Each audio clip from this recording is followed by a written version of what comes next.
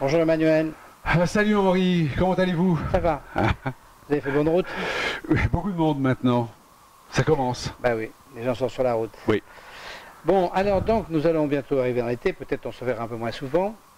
Donc qu'est-ce qu'on peut faire? Pas grand-chose, un point sur la politique et nos impôts. Alors pour l'instant on n'a pas de nouvelles, on a un garçon qui vient d'être élu. Oui, oui. Quelle chance on a qui baisse les impôts?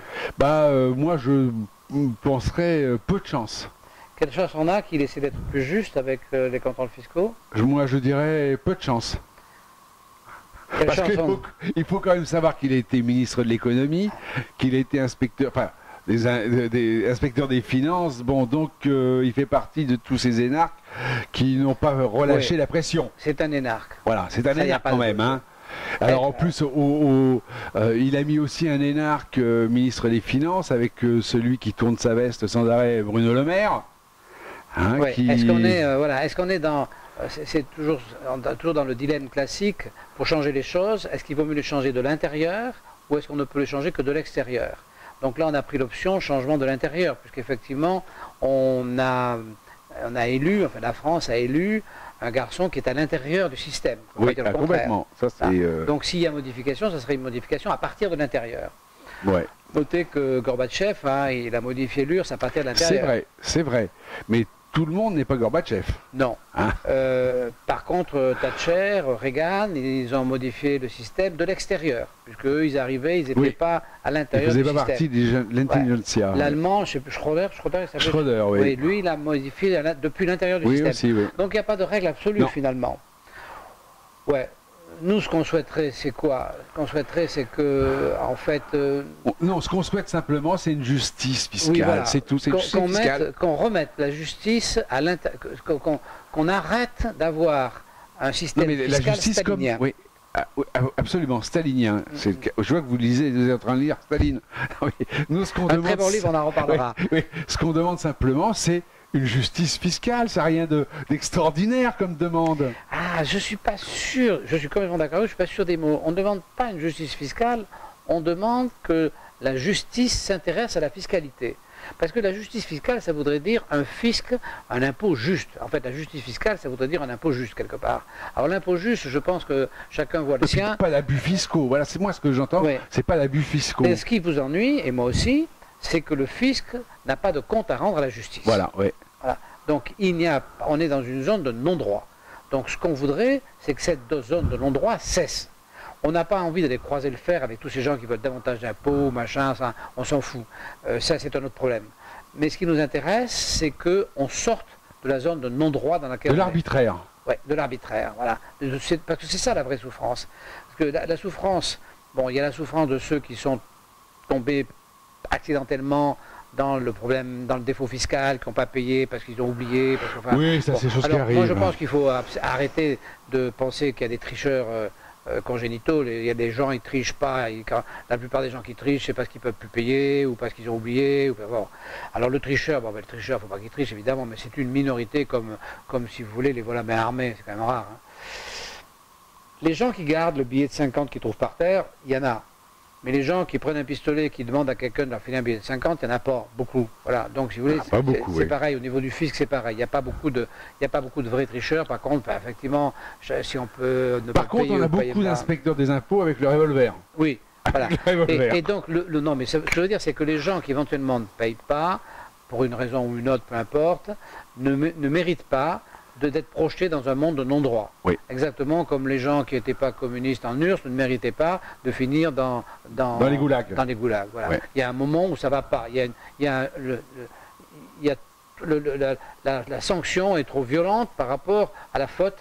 Et pourquoi cette sanction est violente? Parce qu'on fait croire que la faute est essentielle et que c'est cette faute-là qui empêcherait la société de fonctionner. Oui. Ce qui n'est pas vrai. Voilà. Donc est-ce que M. Macron, puisque c'est le nom de ce jeune homme, est-ce que M. Macron va s'attaquer à ce chantier? C'est peut-être ça qui va faire une grande déclaration à Versailles. Il va peut-être déclarer ça, il va peut-être dire, écoutez, chers amis, j'ai écouté Dumas, Dumas et Bolling, ils ont parfaitement raison. Bien sûr. Tout à fait incessante, nous allons mettre de l'ordre dans les contrôles fiscaux de telle sorte que la loi existe et que les gens soient protégés. Ouais. Non, ben ça... crois que ça ne va pas le faire. Enfin voilà, donc c'était juste un petit point pour dire bonjour à Monsieur Macron. Ouais. Alors, bon, je ne sais pas si je vais quand même vous présenter, puisqu'il nous reste quelques minutes, je vais vous représenter ces 3 livres que j'ai amenés, parce qu'ils sont lourds. Donc, comme vous savez, et d'ailleurs j'ai un peu convaincu Henri à l'Empire romain, je suis un passionné de l'Empire romain, pas un spécialiste, un passionné, hein, il y a une différence. Et donc dernièrement, j'ai acheté 3 livres. 3 livres, alors donc il y a celui-ci, sur Dioclétien. Dioclétien, c'est celui qui a pondu vers 290 la tétrarchie et qui a amené après le roi, enfin l'empereur Constantin, le premier empereur chrétien. Bon, donc qui a remonté l'Empire romain, qui était vraiment très mal foutu. Bon, ça c'est Dioclétien. Là, j'ai un livre encore plus gros, très joli, sur Titus. Titus qui a été empereur 2 ans et qui était le fils de l'empereur Vespasien. Bon, Titus est connu parce qu'il a rasé Jérusalem, hein, et le temple de Jérusalem. Donc, effectivement, c'est pas très honorable. Mais à l'époque, ça se faisait beaucoup. Hein. On tuait comme rien. Et puis après, j'ai Pompée. Pompée, donc je pense que quelques-uns de vous même connaissent Pompée. C'était le concurrent de César. Hein. Il voulait empêcher César d'arriver à la dictature. Bon, et il n'est pas arrivé, évidemment. Donc, Pompée, c'est le livre à acheter. Un livre avec beaucoup d'humour qui se livre extrêmement bien, très facilement. Et alors, par contre, les 2 livres à éviter sont Dioclétien et Titus. Les auteurs ils se masturbent. C'est vraiment un livre pour hyper spécialistes. Alors, moi, j'en suis pas un, donc ça m'a fait énormément chier. Il y a, excusez-moi d'être vulgaire, hein, mais une ligne et demie, il y a des références, il y a des machins, c'est un truc, mais c'est du nombrilisme à l'état pur. Voilà, donc ces 2-là, Dioclétien et Titus, évitez-les. Bien, donc Emmanuel a certainement raison, vous avez vu qu'il est d'un optimisme béat, parce qu'il nous dit qu'à l'époque, les gens tuaient comme un rien, et que maintenant, c'est plus le cas. Alors attendez, moi je trouve que c'est exactement le cas, quand même. Ça n'a pas changé. Les gens, la vie, pour un certain nombre de gens, la vie des autres a valeur 0. Hein, oui, notamment pour les fameux croyants. Oui, mais là c'était fait vraiment, je veux dire, on passait au fil de l'épée, mais directement tous les habitants d'une ville. Oui, c'était pas bien. Maintenant on les écrase en voiture, on les explose, on leur coupe la tête. Non mais à l'époque il fallait être du bon côté. Hein. Il fallait être du bon côté, je peux vous dire. Maintenant aussi. Alors, bien, écoutez, donc on vous dit, bon je ne sais pas si on se reverra d'ici l'été, on vous dit donc, on vous souhaite...